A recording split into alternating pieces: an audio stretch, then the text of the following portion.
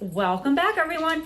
It's that time of year, it's smelting season, so I'm making a quick video on how to brine smelts to preserve them, specifically to use for bait later in the season. I can't take credit for ever getting smelts. That's always Brandon. He does a great job. He brings home tons of smelts, enough to last us for bait for the whole open water season.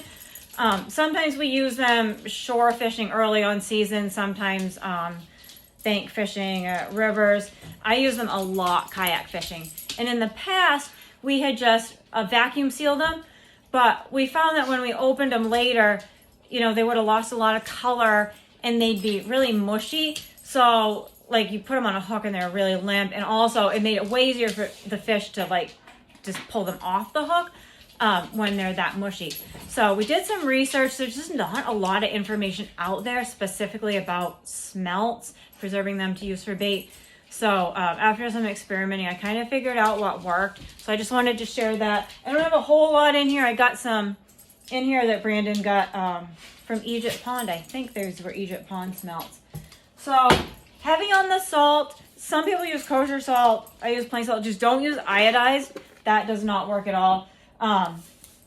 Basically a boatload. Every video I saw, somebody did it a little bit different, but I only actually found 2 videos in existence that were brining smelts to use for bait, which is interesting.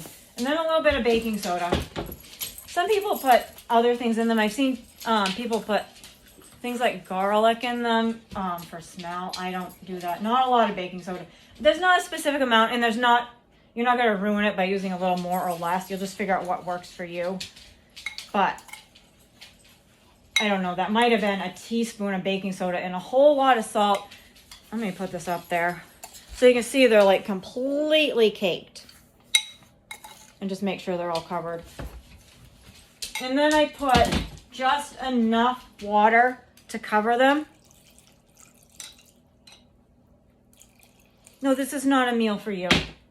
My dogs do really like smelts, but that was actually probably a little more water than I needed, so it's not quite thick enough. And getting it to dissolve, you have to mix quite a bit. I find I like to do it better with the smelts in it first, than when every time I tried mixing it and then putting the smelts in, the salt didn't end up dissolved. And it just shouldn't make any difference the way I do it, and that actually ended up, I put too much water in, so now it's a little too thin. I'm just gonna add a little more salt in there. I like it to be pretty thick. So I usually do this in the evening and leave them overnight, and either put them in the fridge, or if it's cold, like tonight it's gonna be quite cold, so not down to freezing, but I can probably just leave them outside. So this just kind of helps them retain the color and not get quite so mushy. Just be better bait. Actually, I still need even more salt.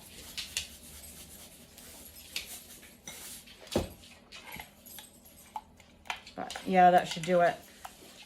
So it kind of looks milky. Some people also put milk in them. I don't know. This seems to work well enough for me, and it's simple. I like simple. So let's see if I can get a good shot of that.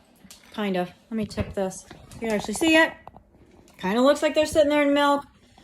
And when you think it's all mixed and it's totally dissolved, keep mixing it, because you don't want to get up in the morning and find it's like all just salt on the bottom and then pure water on the top.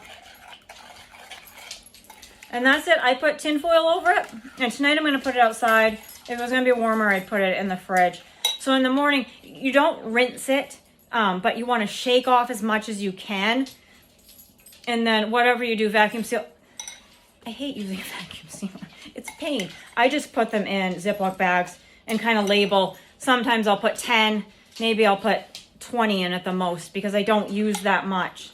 That's something we did wrong before, was we'd vacuum seal like 30 or 40, but I go out and what do I use? Half a dozen, maybe 10 at the most in one shot, and then try to refreeze them, and that never works. So I just do little Ziploc bags, put them in the freezer. Yeah, and they seem to work, it works pretty well. So I will do another quick video in the morning just showing what they look like then. But that's about it, pretty easy. All right, so next day, here they are.